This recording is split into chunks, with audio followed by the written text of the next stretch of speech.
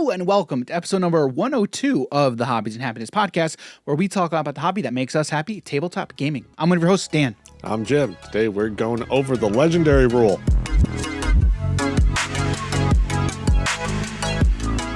All right, so today this is an interesting topic, and it is a legendary. Now, it's a legendary rule. Jim, what can you explain for our listeners and viewers very quickly? What's a legendary rule? I'm going to go over this one time. All right, one time. Never again. Never again. Okay, I'm just saying that because that's kind of what the legendary rule is. You Yeah. can only have out one of these cards or characters out on the field at any specific time.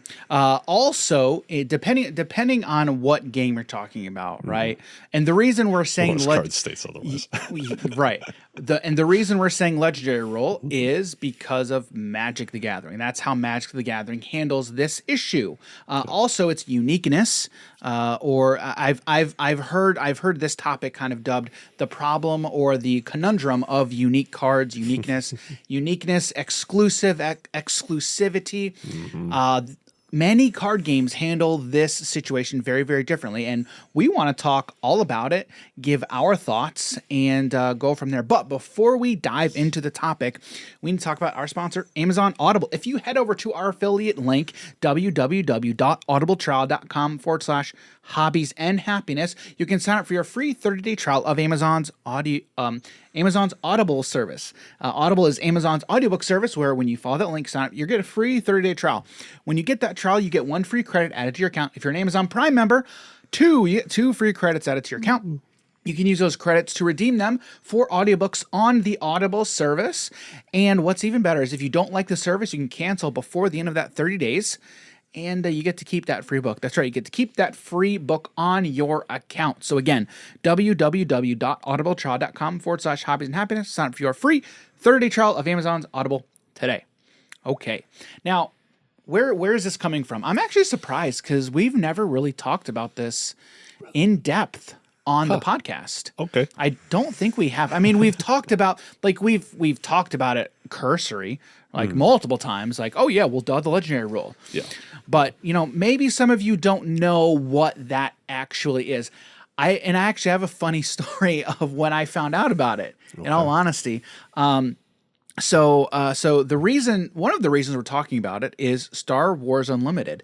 When this podcast is airing, they did a live stream a couple of weeks ago, talking about casual play and uniqueness and from the design aspect. Okay, I believe Tyler Parrott is one of the lead designers for Star Wars Unlimited, and that was a fantastic stream. Actually, I thought it was I enjoyed it. What did you think of the stream in general? Yeah, it was. I thought it was pretty informative. Overall, I liked it. And in fact, when I was on Wampa Radio with Charmer, we touched on this actually as well. And I didn't know what the rule was at the time. Yeah. So we had touched on it while I was on their show. But after I watched the stream twice, just because I wanted to make sure I understood everything, and like I said, it was very enjoyable. Okay. And so they talked about the design behind the unique cards, because in Star Wars Unlimited they're calling it unique cards. And I think a lot of FFG games, that's kind of redundant. Fantasy Flight Games. In IRL. Yeah, in IRL. Yeah. FFG titles. There we go. That's probably a better way to say it. They handle this problem, for lack of, it's not a problem, but it's a design choice. Very, very similar. They call them all unique cards. Okay. Do you have a preference one way or the other, in all honesty, of what they call it? Legendary, unique? Because I mean, we know why we call it legendary. Yeah. Legendary feels a bit more powerful than unique. So I would agree. Yes. I feel like I have more invested in if I'm calling it legendary. Yeah. If I drop that card, it's the legendary creature or the legendary unit or a unique. Yeah, there's more telling weight. people I have this legendary card. Yeah. I have this unique card. Well, I guess unique is also pretty good too. Yeah, special. I mean, because like the word legendary, depending on what game you're talking about, that could be a rarity. Yep. You know, Yep. unique. I don't know.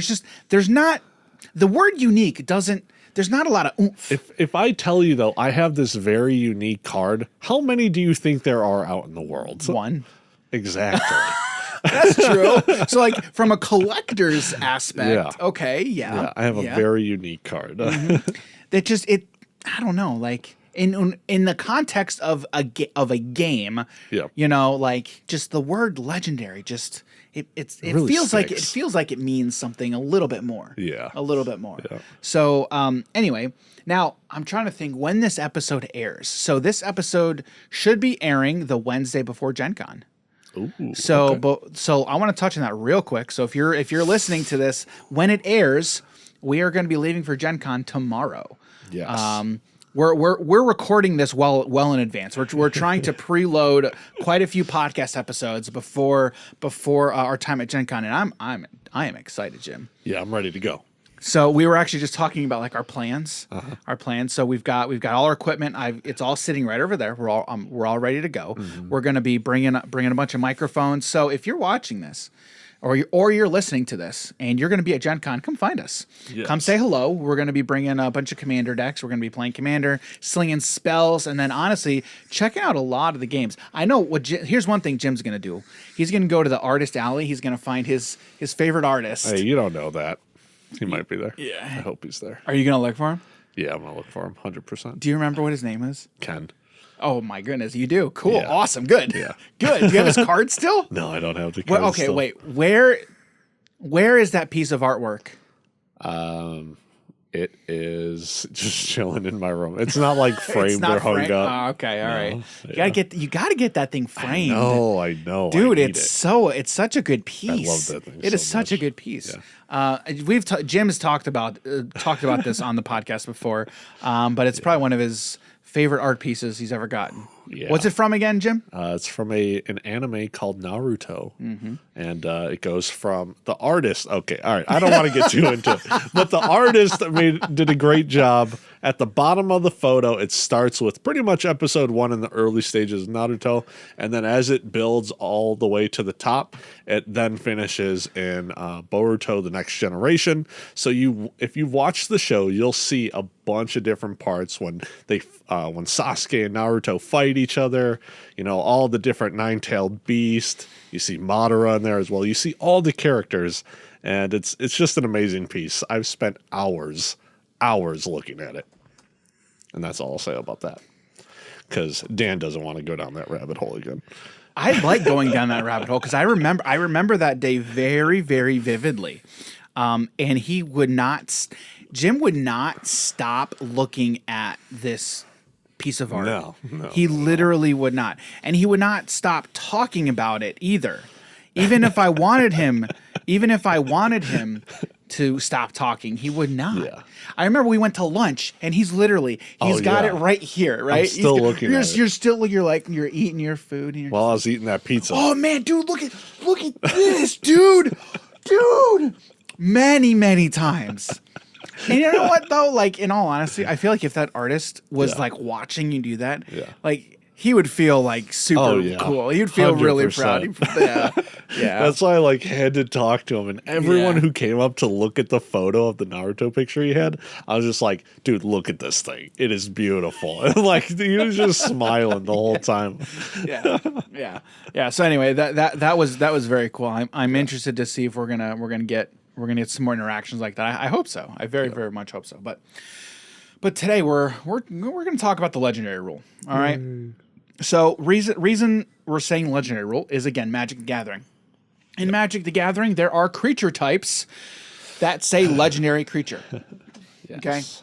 Now, when you see legendary creature in Magic, again, most games handle this uniqueness in a different way. Okay. Yep.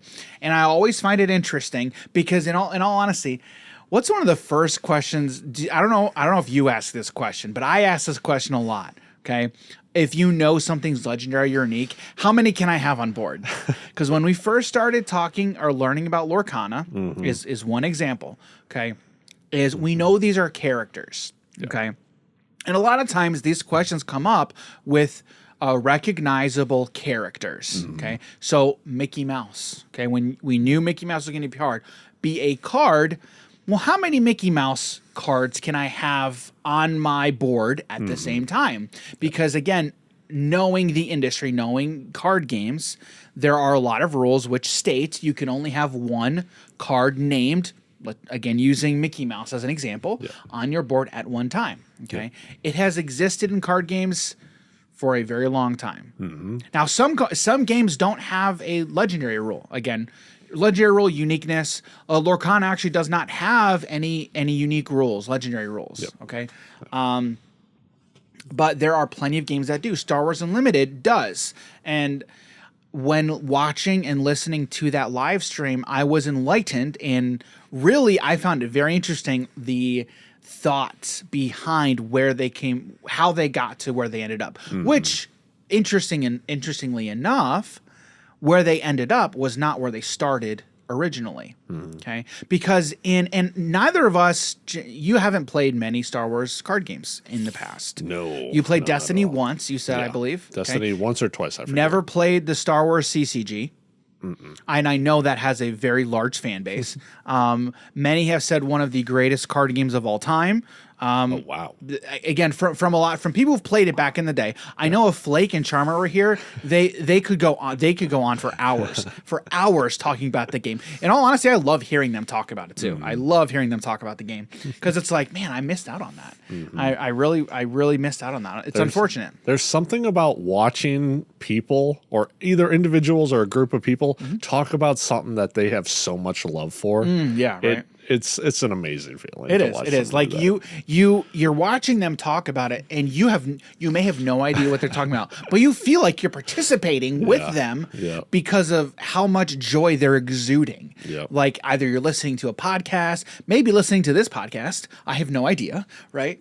But like you get, because I've been there. Like literally, when I hear sometimes Flake and Charmer talk about Star Wars, the Star Wars CCG, I'm always like, man, I wish I had that experience because that sounds amazing, you know. So it's fun. It's fun. So now before we kind of really dive into this, I want to talk about actually my first experience with this unique rule, legendary rule, specifically within the context of Magic the Gathering. Okay, and again, this may show you how not old, or I haven't been in Magic as long as some people. Okay, I don't remember what deck I was playing. I remember the card though. Okay, it was Tatyova Benthic Druid. So this Tatyova is a 5-drop, 3 in Simic, for a 3/3 legendary creature. No wonder I didn't know what it was. Exactly. With landfall. Whenever a land enters the battlefield under your control, you gain a life and draw a card. Oh, okay. So I had one out on board. I put another one out because can I gain 2 life and draw 2 cards? Yeah, please. I would really like that. And so I played out the card. Yeah. And then I don't remember who I was playing it against, but they were like, you have to get rid of one now. And I'm like, what are you talking about? What do you mean I have to get rid of one? Well, it's a legendary rule. It's legendary. I'm like, yeah, it is legendary. That just correct. Means it's real good. This means it's a good card. It's like, no, but the legendary rule. I'm like, what are you talking about? Yeah. What legendary rule? And that was, ladies and gentlemen, was when I found out the legendary rule exists and is a thing in the game of Magic the Gathering. And so they informed me that, yes, so when a card with a legendary subtype enters play, and you already have one of those creatures with that same name and subname, you have to sacrifice one of them. Because on your battlefield, you are only allowed to have one creature with legendary subtype on your board at a time that has that exact name and subname. So I was like, oh, I learned something new today. Now, and that, ladies and gentlemen, is when I found out about what the legendary rule is in Magic. When you were just telling your story, I was trying to think, I'm like, did I have anything roughly along those lines? And I don't think that I did. Yeah. But I do have something to add to it. Yeah. Of when Dan was talking about that legendary ruling, they actually had to change it. It used to be if, say, Dan had like Jace the Mind Sculptor out on field, Yeah. right? And I go to play a Jace the Mind Sculptor. As of right now, they both stay out on the field. Yes. It used to be there could only be one out on the yeah. field. Yep. And Yep. so it'd just be like, all right, well, I'm going to now kill your Jace the Mind Sculptor by playing my new one. Is that how it would work? Yeah. If Yes. dude. You would decide which one stays out on the field. Oh, so you played it, you get to make the choice? I believe so. Or it's whatever the new one is, that one stays out on the field. Wow. Yeah. So I didn't it was know amazing. that. Wow. And I believe it was originally removal on a stick, basically. yeah, it wasn't even paying attention to the sub name as well. If Oh, it was so it's just character. exactly. So it would be Planeswalker Jace. You can only have one Planeswalker Jace out on the field.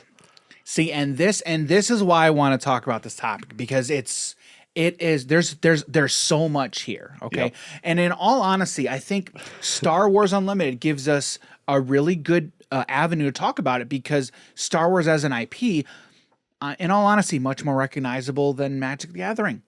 Star Wars, one of the largest IPs in the entire world, largest brands, so many recognizable characters. So when you talk about this rule, for lack of a better word, around these characters or this IP, people latch onto it a bit better. Okay, it makes more sense. Okay, so I think to start right. First of all, this is all talking about fiction. It's all made up, okay? But even within fiction, okay, we as consumers, as readers, as basically participants in this story, right, we want things to make sense to us. They should be logical. They should follow within the context of the story, right? And like when you look at a character like Anakin Skywalker, also known as Darth Vader, right? Two diametrically opposed individuals, basically, right? You know, and we'll come back to Darth Vader / Anakin Skywalker throughout this episode, because I think that's a perfect character to look at in a context of a card game, right? But generally, when we're playing a game, when we're participating in a story, we want it to make sense to us, right? Now, Jim, I'm sure you've heard of the term suspension of disbelief, correct? Okay. I mean, basically what suspension of disbelief basically means is I can only suspend my disbelief for so long, because again, even in fiction, we all understand this is not real. Okay, there's no such thing as Superman. People cannot fly. Whoa, Dan. Come on now. There's not enough money in the world to make somebody Bruce Wayne. Okay, I think there might be. Elon Musk, is he Bruce Wayne? No, Mark Zuckerberg is working on it though. He's been training. They both have. But basically it means like we can only say, okay, I will, even though I know this is not real, okay, I'll pretend it's real for the sake of the story, but we can only do that for so long, or we can only do that so much, because things still have to make logical sense for the story to function, essentially, right? Okay, so we do that in context of different stories, okay? Now, even within those stories, I mean, there is still a reality within those stories, okay? We're watching The Witcher right now on Netflix, okay?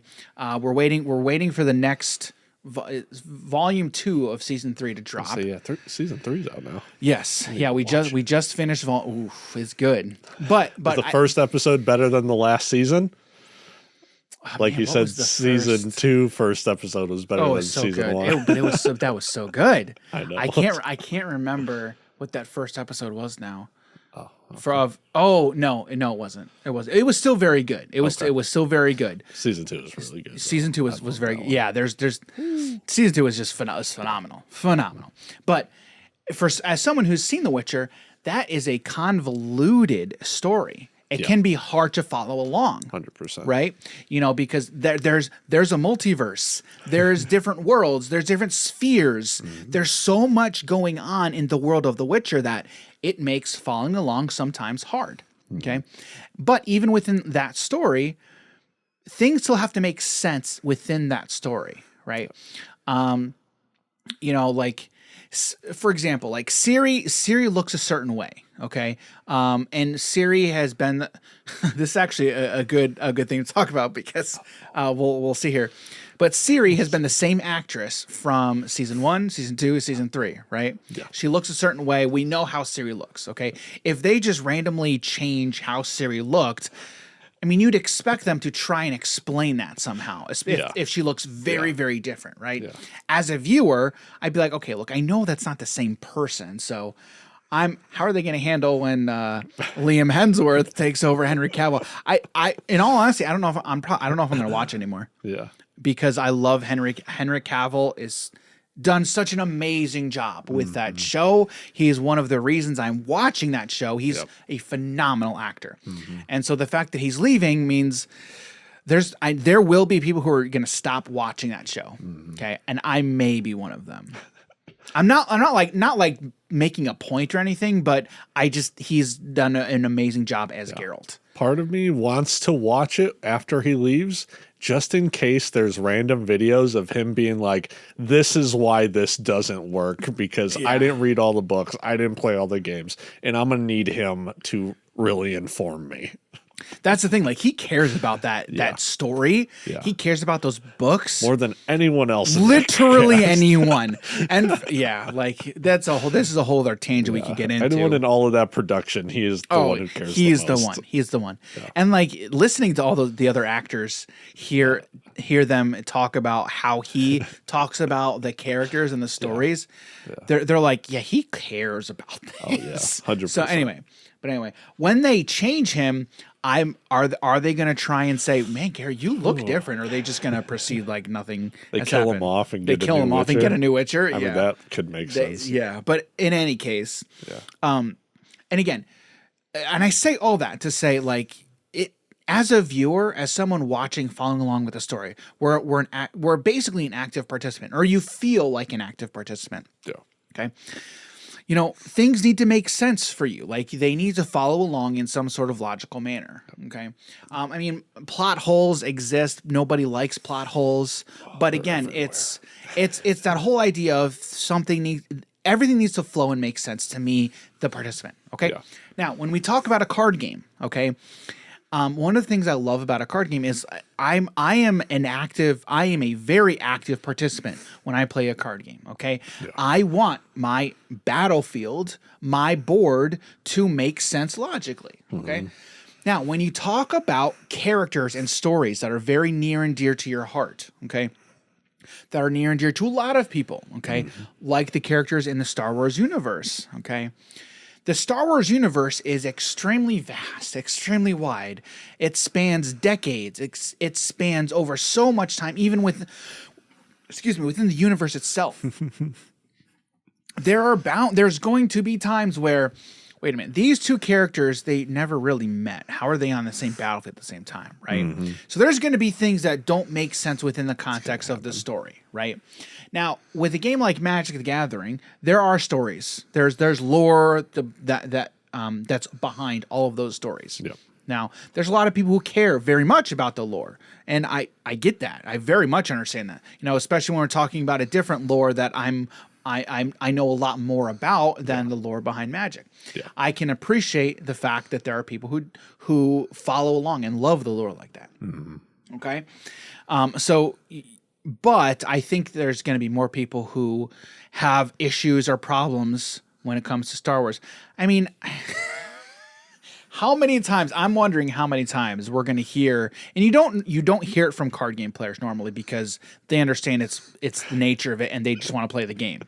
Most card game players, and you correct me if I'm wrong, they care more about the gameplay than anything else. Yeah, 100%. There is a narrative behind everything. Yeah. Do you know many people who are more into the lore or the narrative behind the game, or they just want to turn cards sideways and play the cards? Yeah, no, I don't know anyone who's more interested in the lore than the gameplay of it or trying to keep their deck as thematically correct as possible. Okay, now when you say thematically correct, like how are we talking here? Yeah, all right. So like if you're Because that's a gonna whole be- other thing too. Yeah, so it's like I don't know anyone who's only playing Ravnica cards in their like a commander deck that's Yeah, based right. around Ravnica. Right. Sure, there are definitely some people that do it, and I've even thought about doing it because it seems extremely fun to Yeah, do. right. But yeah, I don't know anyone who's just like I will only play these cards if they make sense, especially if they're playing anything other than commander. Now, how many people did you know that built Lord of the Rings decks before there were Lord of the Rings cards in the Lord of the Rings set? Man. One of my Several. one of my first experiences with the game was I walked into a game store and somebody was speaking to the guy at the front. It was actually Cody. Yep. And they was talking about building his own his own Lord of the Rings deck with all these different characters.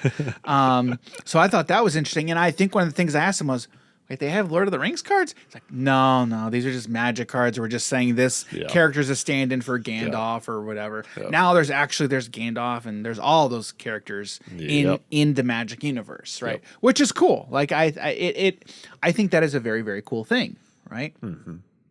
So suspension of disbelief, is always going to be a thing, but still, it should make sense for you, the player. Yeah. Okay.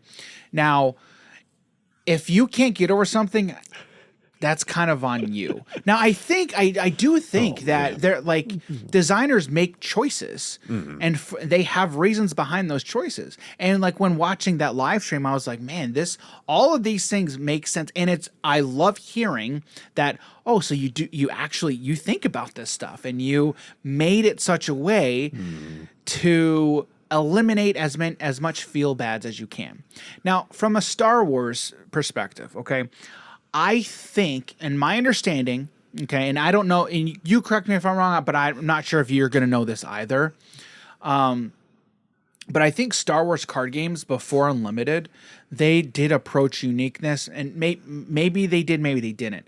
But a lot of them, I think, again, I'm prefacing this with I'm not totally sure, okay? They prefaced it with you can only have one character on your board at a time. Like you can only have one Luke Skywalker. You can't have multiple versions of Luke. Okay. Which thematically makes sense. Okay. It makes sense logically because especially if you are viewing your battlefield as the entire battlefield is one moment in time, is one battle. Okay. And if you are viewing it that way, then well, sure, you can only have one of literally anything that if there's only one, like there's only one me in the universe. I can only be in one place at one time. Yeah. Okay. And I think a lot of people, when playing a card game or any game, they're viewing what's happening in front of them as, well, it's all on the board at the same time. This is all taking place at the same time in the same place. Therefore, it's like it's a battle. It is one battle. Yeah. Okay. How have you, when you approach playing a card game from that standpoint, okay, of what is happening in front of you? Yes, we all know it's a game. We get that, right? But how did you ever think about it in a way of this is all happening at one time, or like what's going on in your head from that standpoint? So I would never visualize it as I'm out on a battlefield until I started playing Magic. Well, even though in the game Cardfight Vanguard in the show they start the game off by That was a show too. as they're standing on the opposite ends of the table, they say imagine it. You're standing on the planet Cray and you are, well, you're calling forth Yu-Gi-Oh is these another good vanguards. example too. Yeah. Right? Because, that's a show and like it's happening. It could be happening in the show at one singular time. Yeah. But go ahead. I'm sorry. And even with Yu-Gi-Oh, when they're showing it on the show, it's, it's the first couple, it made a little bit more sense because it's like you're using like these weird abilities that the cards don't even have, and you're bringing these cards to life in terms of, Yeah. you know, you're looking at like, oh, there's a full moon because some guy played a field spell. I'm Sure. going to have my stone soldier attack the moon to cause rocks to fall into the water Sure, and, sure. you know, just weird Sure, stuff sure. happening. But I didn't ever look at it like that. Okay. I was more caring about the cards and the gameplay itself. Sure. Right. So, Right. yeah. Even though there have been a couple times where I should, but I just never did. Have you ever been in a situation where what's happening in front of me doesn't make thematic sense? It doesn't make sense logically within the context of the game. Have you ever come across a moment like that? Because I have plenty. I have a few times, but normally when I'm just like, oh, well, whatever. I guess I'll just keep playing whatever. Yeah. I mean, all right. So when you also have played Pokemon and you kind of take the elemental weaknesses involved inside of that game, Yeah. and you can put it into something else, like tell me how a fanged wolf is going to defeat a giant stone soldier. But it can happen. True. Like it doesn't really make sense, Sure, but the numbers sure. make it make sense. Sure. Yeah. Right. So and Right. like what's he gonna do? Like pee on him to cause erosion, and then just like Oxidize. You know. over time he just crumbles. Yeah. You know. And again, now all of this is it's very personal. Like it's very Yeah. personal to players, right? Player agency is huge, and I want to talk about that as well. Mm-hmm. But for me, again, there have been. I mean, have you ever been watching a movie or reading a book, and you're like, this doesn't make sense. What's going on just doesn't make sense within the context of the story. And when that happens, it takes you out of the story because you're just like, you are no longer watching in like you're watching what's going on and be like, oh man, this is so cool. You're now removed. You are now removed from the story. You are now removed from what's happening in front of your eyes, right? Yeah. And that's not what a creator, what a director, what an author, that's not what they want to do. They want to keep you engaged with the story, right? And so when something is happening in that story that you stop and you're like, wait a minute, I thought that this thing just this character's intention, this character would not do that. Like, what is going on here? You're now removed, right? That happens even in card games, right? Probably not as much. And I'm the type of person where I try to make everything make sense in my head, right? Because again, I understand that the designer they have a certain intent, right? They have a design intent, right?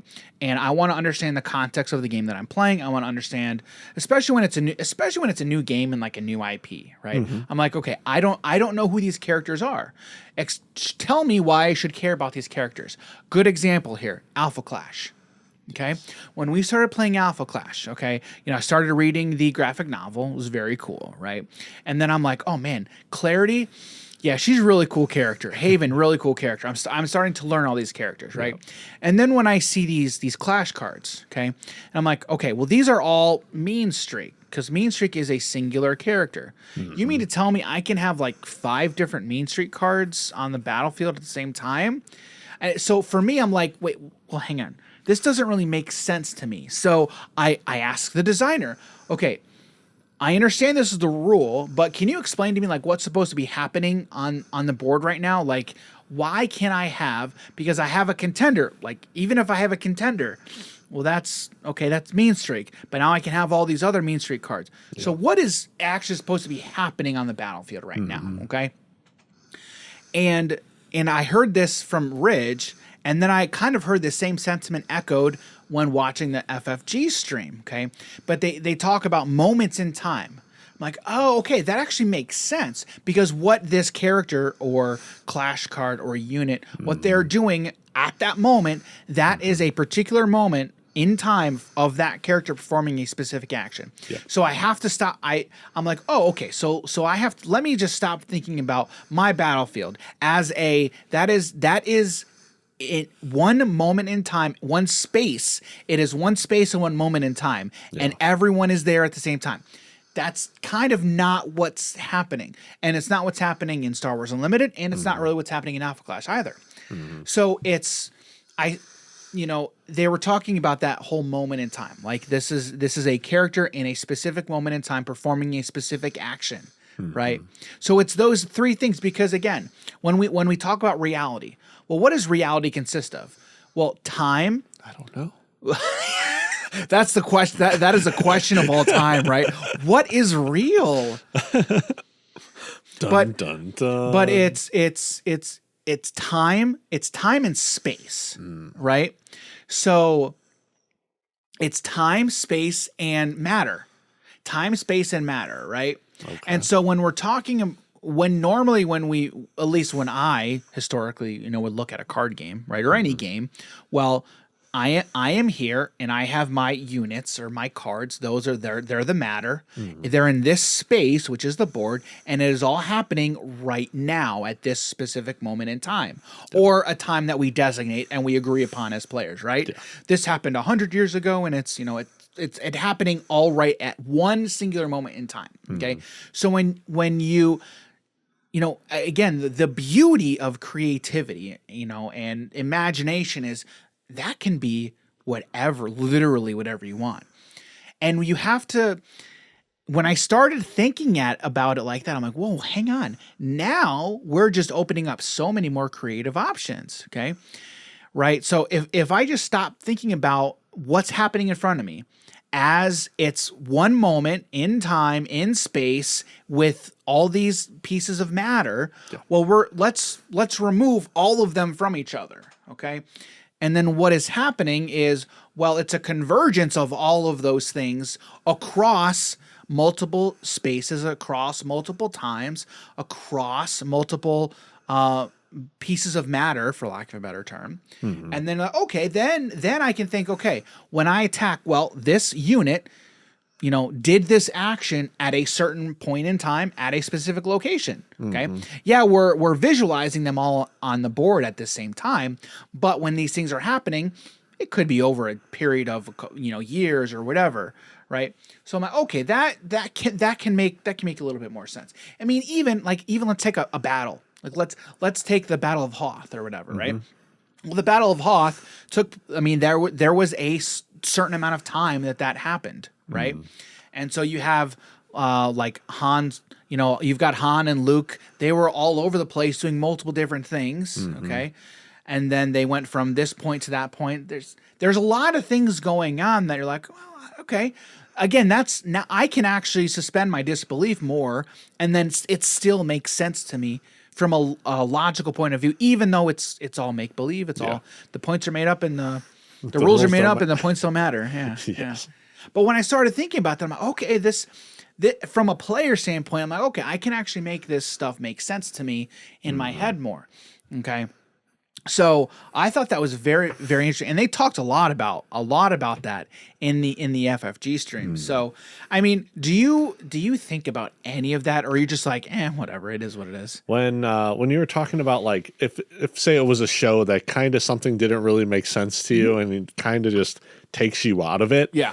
I've noticed a lot of people have that, right? And whether it's a show that I really like and people are like, oh, there's so many plot holes for it. And I'm like, yeah, but I don't care, because I just like to see the characters that I like inside of their worlds. So it is different for me, because it's the show Death Note. Have you seen it? I haven't seen it, but I know what it is. I know what it is. So there's an anime, and then there's 2 different live actions. Yes. Right? One's on Netflix, right? Yeah. Yeah, the one on Netflix, a lot of people hated, because it was like, you're still using the same characters, but it's not the same thing. Right. But for me, it was just like, okay, take everything you know about Death Note and just throw it out the window and just watch this for what it is. And is it still an okay show?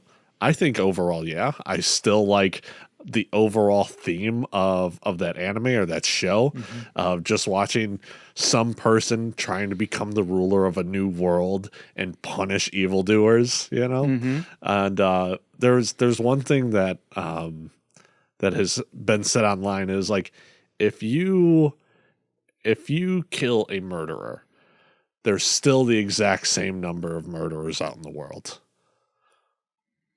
But Okay. if you kill 100 murderers, well, now there's 99 less. Well, it depends on how you kill them, right? Right? Because you could kill them in self-defense, right? Yeah, exactly. Yeah, okay, Exactly. all right. That still. I've never heard that before. Oh, no? No, Okay. I never heard that. So, It's interesting, though. so for like Death Note, I just love that idea as a whole. Sure. So it's like, I know a lot of people talk about the plot holes and Sure. and not just the anime, but also the show. And I'm like, I like the show. Well, I think a lot of it though too is and I've felt this with many characters, right? Is a sense of ownership, right? I mean, let's take Aladdin as a good example. I've told this story multiple times, but like when I was a kid, I wore out our copy of Aladdin on VHS, right? I had a visceral connection with the characters in Aladdin. I loved the character Aladdin, Genie. You know, growing up with certain characters, you develop a connection, an emotional connection to these characters, okay? And in our minds, these characters have certain motivations. They would only do certain things that we've seen these characters do, right? And so when not trying to be specific here at all, but when we see there's a live action or there's a new show with these characters, and then they make these characters do things that we, the audience, wouldn't think they would do.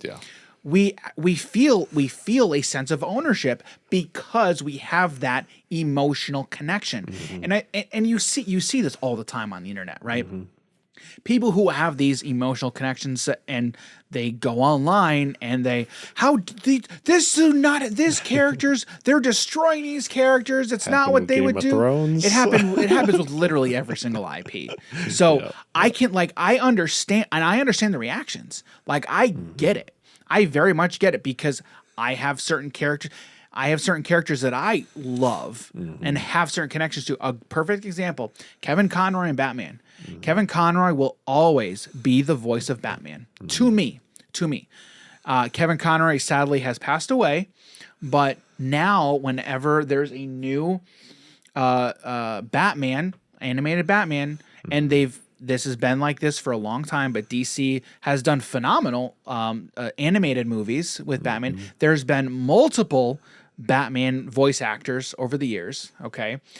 Jensen Ackles is one. Bruce Greenwood is another one. There's been a lot of people and they've done very good. They've done very well. But whenever I sit down and I watch one, if I don't hear Kevin Conroy, I'm immediately disappointed and let down because Kevin Conroy, to me, is the best Batman voice ever. Why?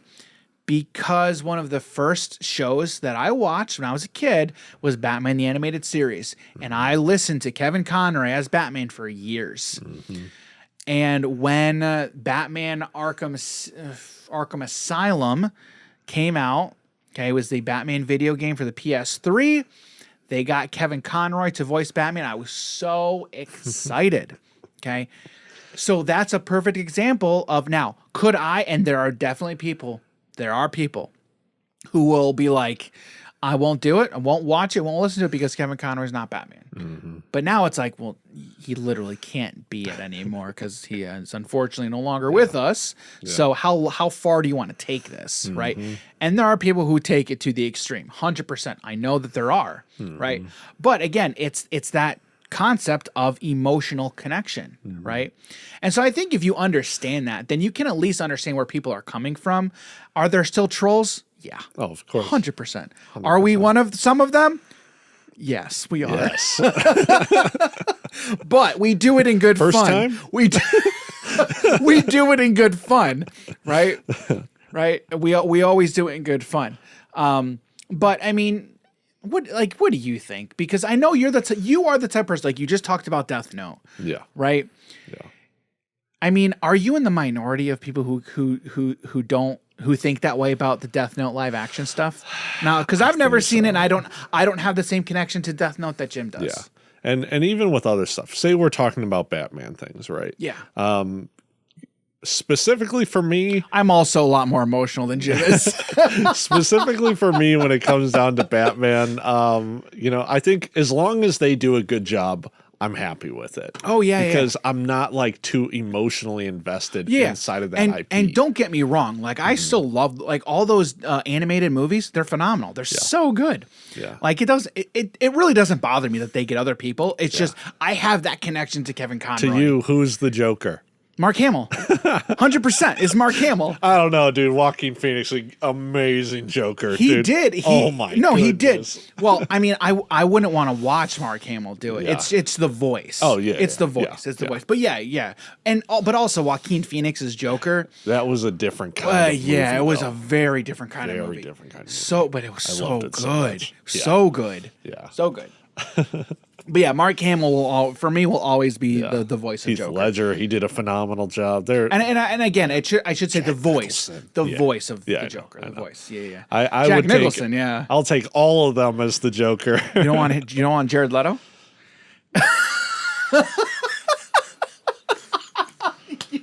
All right, here's the thing. He was all right. Okay.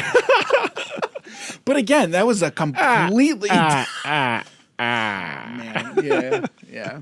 Anyway, Yeah, so I have to be like, oh man, like really emotionally invested into it. do you have an example of something that you are like really emotionally invested in that you saw a characterization that you were just like, no, this is so bad.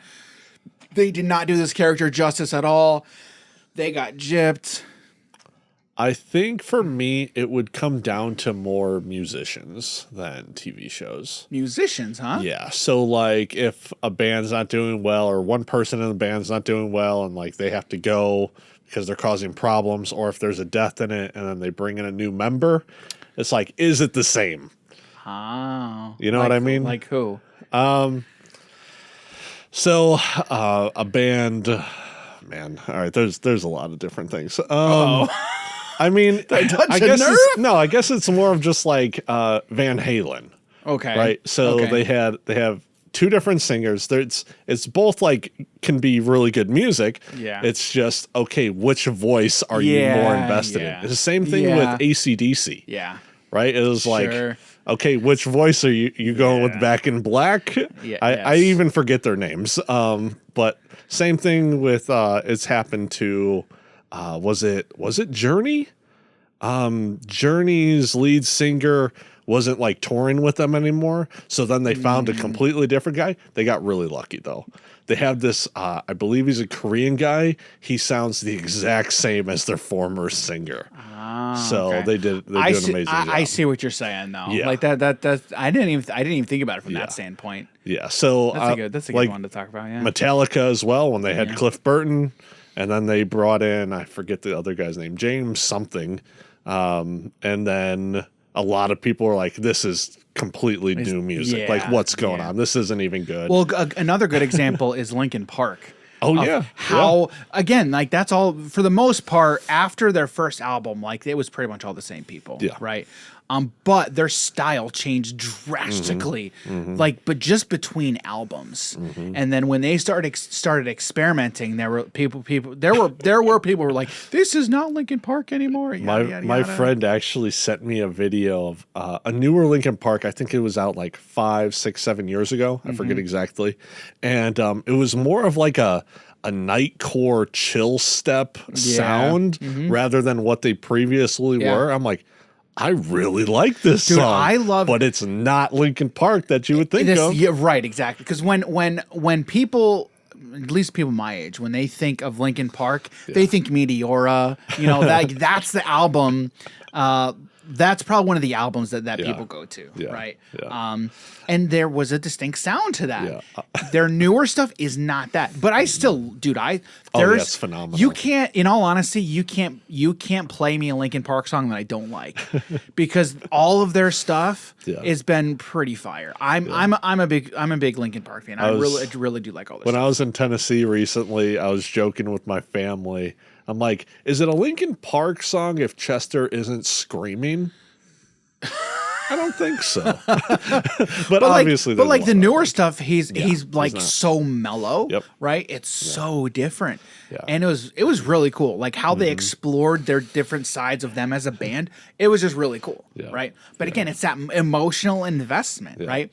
And now again, let's bring this back to card games, right? It's I want to be invested, right? And now we talk about Star Wars. You already have people who are emotionally invested, right? Yep.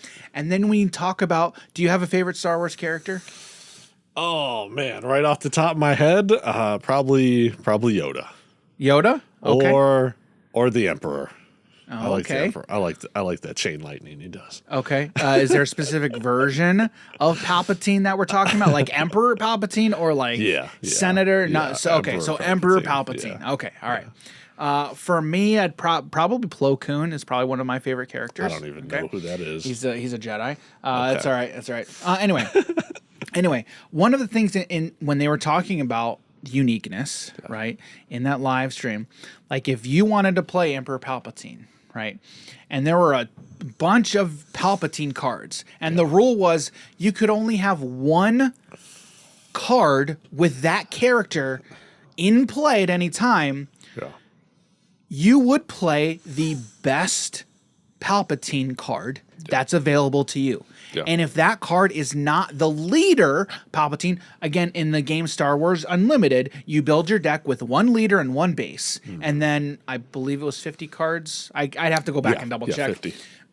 But it's centered around one leader. If the best Palpatine card is not a leader, okay, but there is a Palpatine leader, you're not playing the Palpatine leader card. Okay. And so if you're like, but I want to play all the Palpatines because I love You can't. you can't. You can only have one in play at a time, right? Yeah. So that severely limits what you can do, what you can build. And what does that create? That creates a lot of feel bads. Oh yeah. A lot of feel bads. Now I can understand, okay, when you're talking about a game, you have to build fences, you got to build rules. You have to have rules. I understand that. But when we're talking about especially card games, I think player agency is huge. Yeah. Tyler made a great example, okay? He said, "We are building a buffet. We are giving you a buffet. You have all of these options available to you. But it's up to you to choose how you want to build your plate. Like, we're not going to tell you exactly what to do, but we will encourage you to build a certain way, like the whole aspect system. Yep. Okay. Yes, they will reward you for building on theme. Okay. But they're not going to limit you. They're not going to say, no, you must do it that way. I don't like when card games specifically, okay, say, no, you have to do it this way. But I don't want You to. can only play 2 of these colors, and there's 6 colors, Dan. Yep. Again, that's another good example of like, I understand you're building up these boundaries and these rules, and okay, I have to operate within them. But as a player, I don't like being told, no, you can't do what you want to do. Yeah. Right? It's I don't like that, and players don't like being told you can't do that. You're not allowed to do that. That's why I play Control, and I say, no, you can't do that.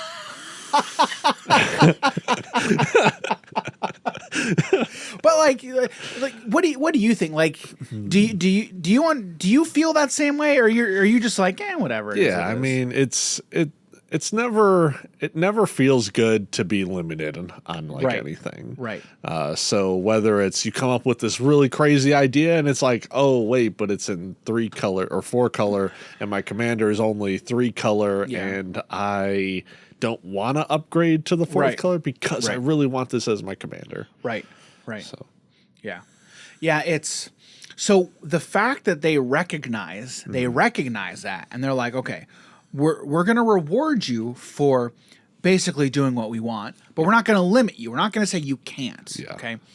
And their hope, from at least from a design, is we hope that the way that we push people towards those are going to be the powerful synergies. That is how we're hopefully designing it. And we all know that designers design games to be a certain way, but that doesn't mean that's how the game's going to work. That's not how the meta is going to shake out, right? Yeah. We understand that, right? But you can appreciate the fact that, hey, we're making this game and this is kind of how we want to push players to do this, but player agency is huge. It's so good. And so when designers can understand that, and part of the way they do that, I think, is the whole hero centric build, right? That is player expression and player identity. It's huge. You know, when we had Charmer on, you know, he talked a lot about player agency, player expression, and player identity. Yep. I mean, for you, for someone who's been playing card games as long as you have, how important do you think those three things are? Player expression, player identity, and just overall, like, not limiting the choices you that are available to you as a player. Yeah. So for me, I guess it depends on what is it that I'm really looking to be doing. Am I trying to play competitive, modern, standard, whatever it is? Then I mean, you are definitely limited in terms of, all right, well, what are some of the best decks out there? And do I even like to play some of those decks? Right. And if you don't, or if you're not interested in any of those, then you're like, okay, well, now I need to figure out something that's anti-meta and hopefully be able to break this format. But as a competitive player, should you even approach it like that? Should you approach it from the standpoint of what you like to play or what you don't like to play? Exactly. Yeah. So, but I do think it is important if you're trying to be a competitive player and you can't even, if you're not good at playing control, say control deck is the best deck in the format, right? And you aren't good at playing control, don't play the deck. Oh yeah. Like, sure, you can learn it, but there's going to be times, especially if you don't even know how to play the control mirror. Yeah. Knowing how to play control and knowing how to play the mirror is two different things. Yeah. So knowing how to play any deck and knowing how to play the mirror normally is two different things. I don't know about that. Some decks you just go face and don't even care about the mirror, right? That's true. A lot of control. Yeah. A lot of control decks. Yeah. Playing any deck against it is one thing, but playing the mirror is something. Yeah. Same with mid range. I'd say mid range and control. It's really Correct. different. Yep. But for other things of Commander, if I'm looking to play something like that, like, it's so important to be able to build whatever it is you want to build, and not being limited is huge. Right. So Right. Yeah. So it's, I don't know. I found that entire live stream just enlightening. Right. It was very enlightening, and I loved all the talk about the whole moments in time.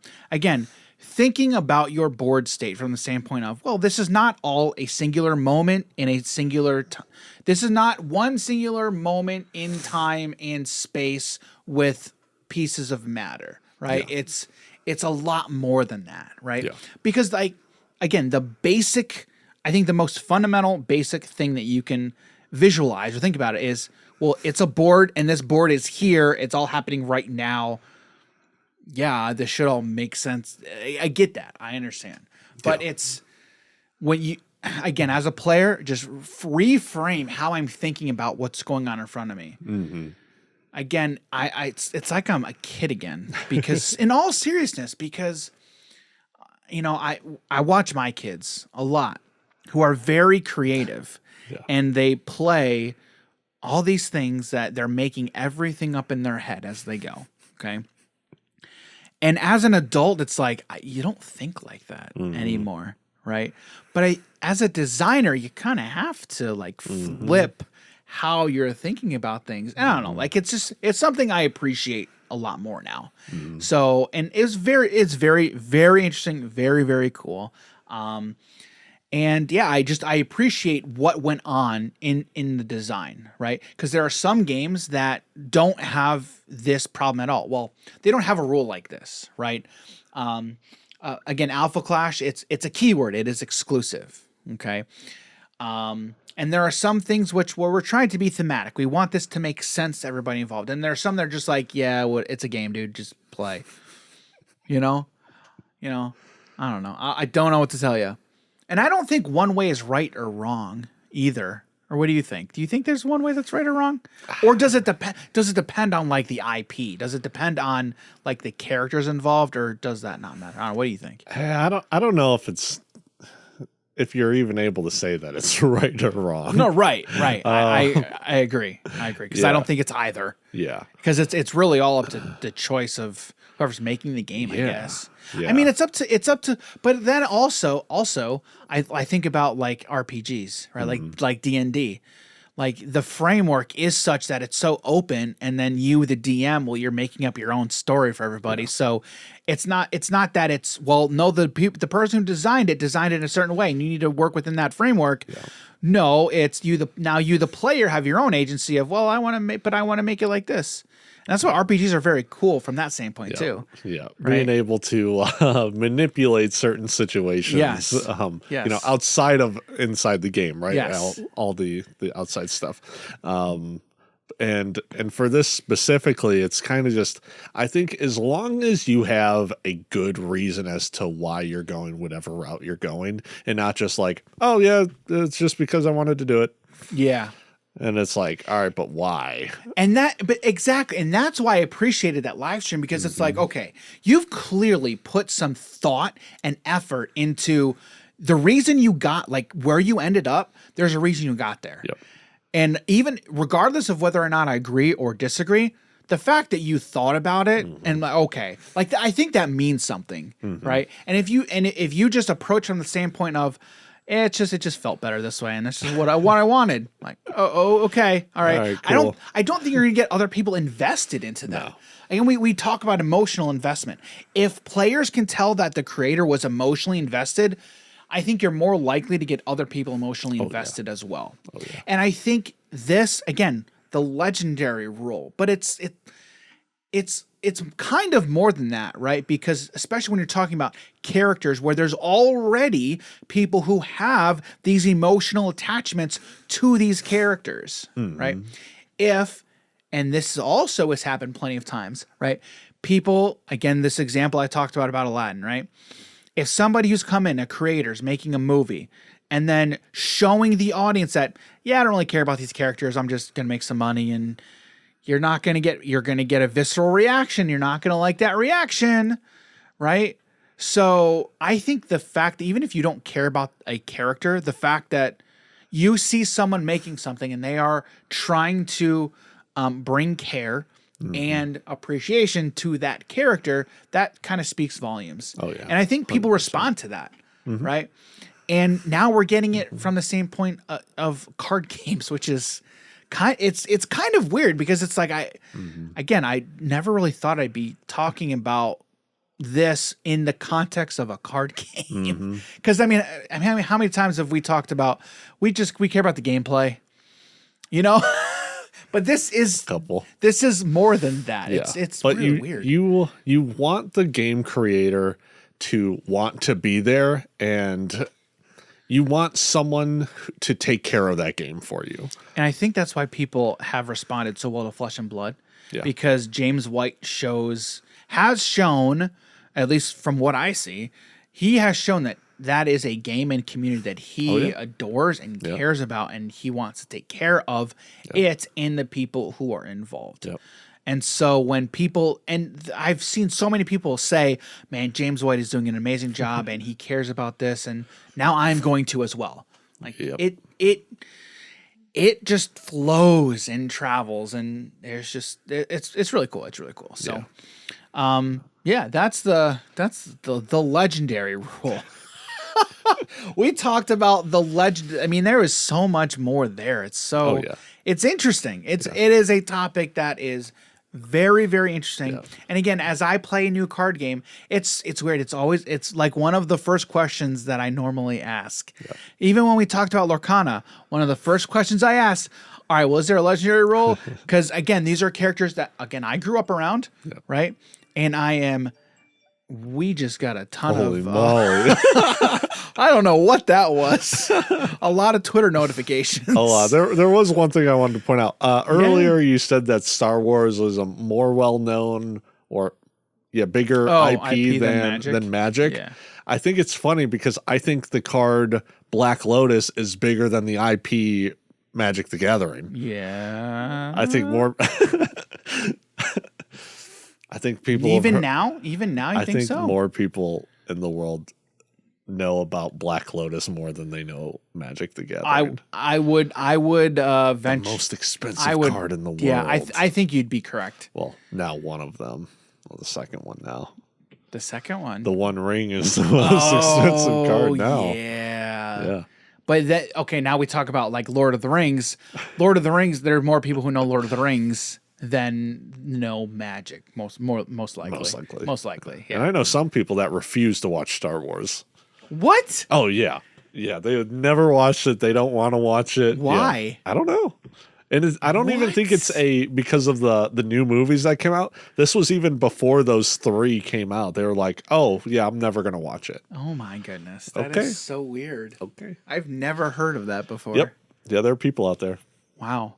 And you know these people. I know a couple. Wow. Are they in your family? No. No? Okay. All right. You're going to have to tell me who they are later. Just random friends. Okay. All right. Well, that's a topic. And now we are moving on to one of our favorite Yes. topics. It's called the card of the week. Is it?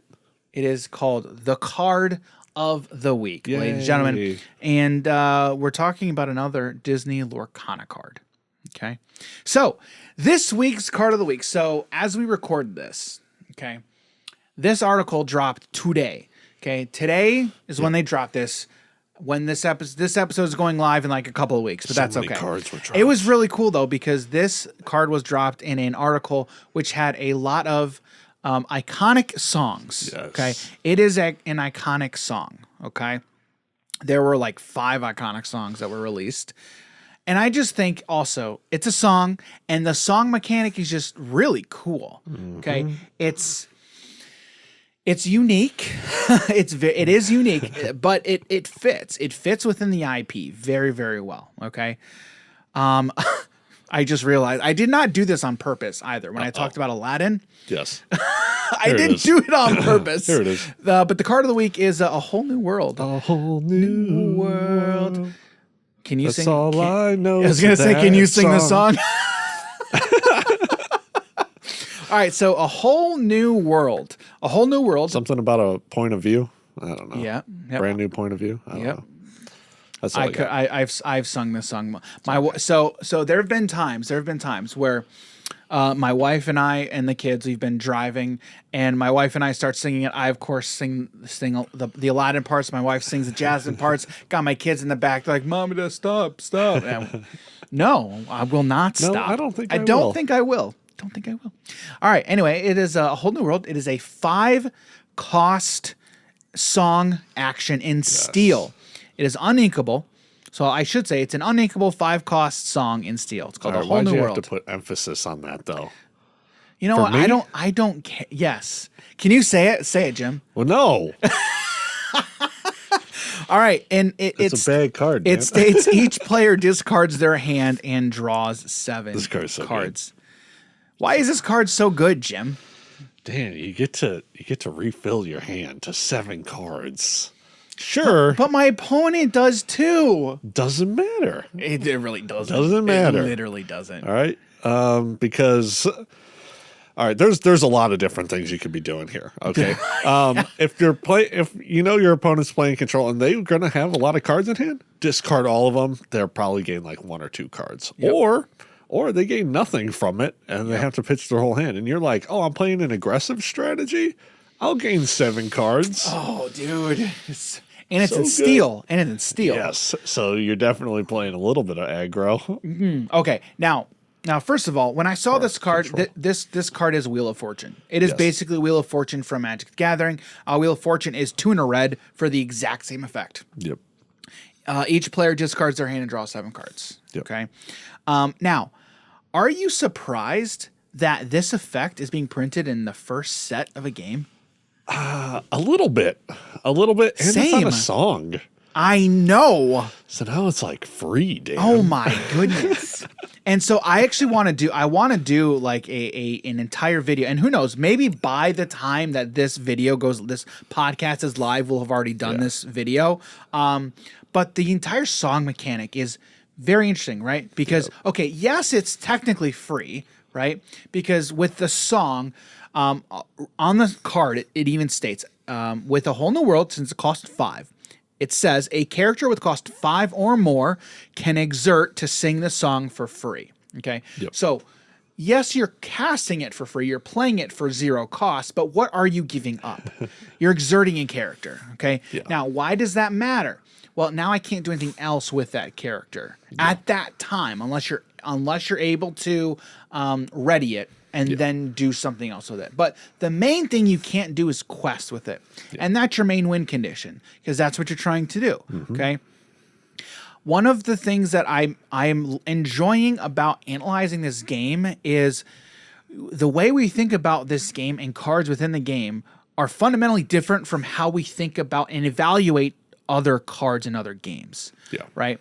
Because, okay, I now cannot utilize this character or Glimmer for anything else but singing the song. Right? So it's like, what are you giving up?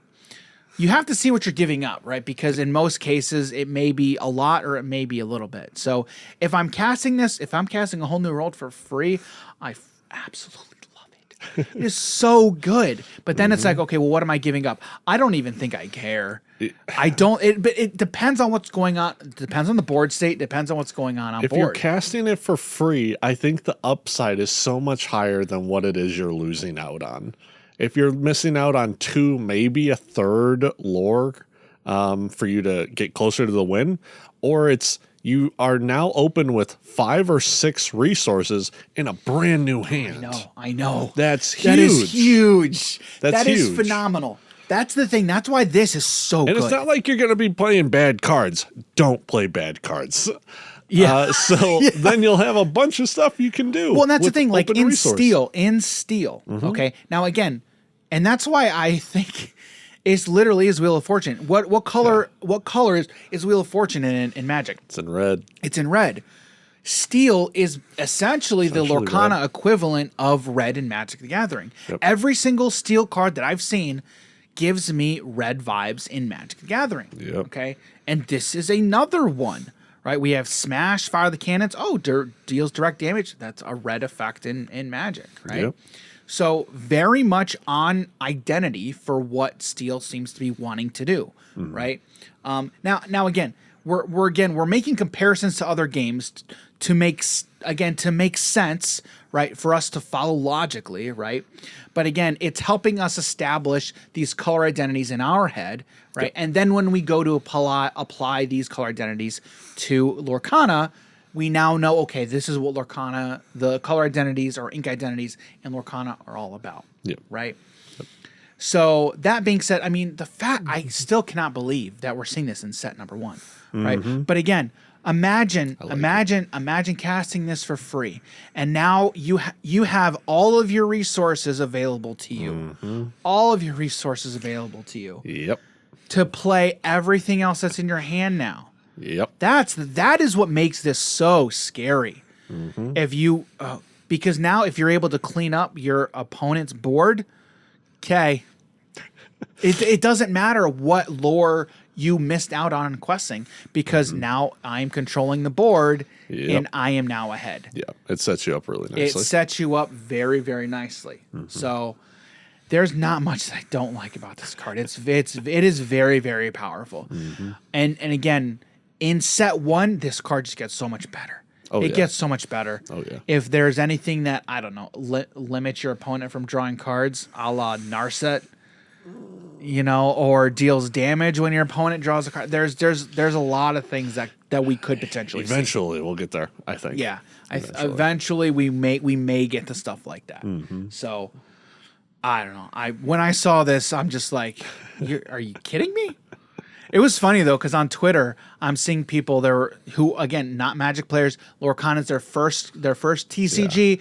They're like, I don't know what to think about this, and I'm like, okay, Think good thoughts. yeah, think good, think happy thoughts from Peter Pan. Yeah. That's literally, I'm like, I showed them Wheel of Fortune. I'm like, you see how old this card is? There's a reason this is a very, very powerful effect. You might not be into card games as much as we are, but we're going to introduce you to a whole new world. Got him. Love it. There you go. And then Jim's going to learn the lyrics, and then we're going to sing it for you. Yes. That's exactly what's going to happen. So, anyway, that is this week's Card of the Week. A Whole New World. All right. Yeah. Anyway, Whole New World. All right. Okay. That's what we got for you guys this week. That's it. That's all we got. Yeah, this was an interesting conversation, Jim. Yeah. Thank you for being along with me on this journey as we go. It was fun. But before we get out of here, Jim, where can people find you and your content on the internet? Yes, you guys can find me on Twitter, Twitch, Instagram at Jim Morgan, HNH. You guys can find me on Instagram at Daniel.G.Campbell, Twitter at _DJ Campbell. If you head over to our website, hobbiesandhappiness.com, you can find links to all of our social content there, social platforms. Also, we're on YouTube at youtube.com/hobbiesandhappiness, and then on Twitter at hobbiesandhappy. You can join the conversation there. And again, don't forget, join our Discord if you haven't yet. If you are either watching or listening, you can find links to the Discord and everything in the description or the podcast notes as well. You can find links to all of that stuff. So that's all we got for you this week. And again, Gen Con is only a couple days away from release of this podcast. So if you're going to Gen Con, find us. We are going to be setting up a meeting as well. So join our Discord because that's where we're going to be talking all about it. So yeah, thanks everybody for hanging out with us this week. And we'll catch you in the next episode. See you, everybody. Take care.